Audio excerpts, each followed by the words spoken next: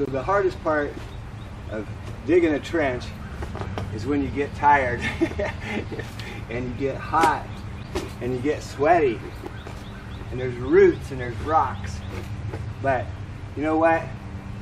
If you believe you can do this, I promise you can do it. And you just got to keep at it. Just keep working. Try to keep a smile. Even if your helpers are really tired. Yeah, it's pushing almost 90 out here. First day in a long time. So it's pretty warm.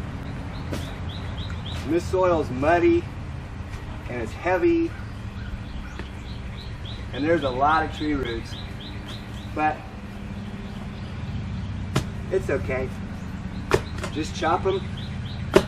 The shovel usually can chop them. What makes things really hard sometimes is just a little brick.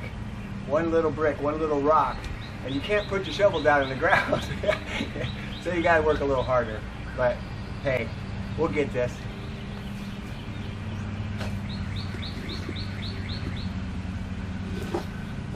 So once you get your lateral done from the downspout over to your main line, you feel pretty good.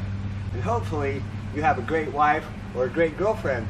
And don't forget, bring them some flowers because they really appreciate what you do. And I always think about it. You know, I'm a great believer in people and their abilities. The things that people can do are truly amazing. And that's why you hear me say, if you believe you can do something, I guarantee you can do this.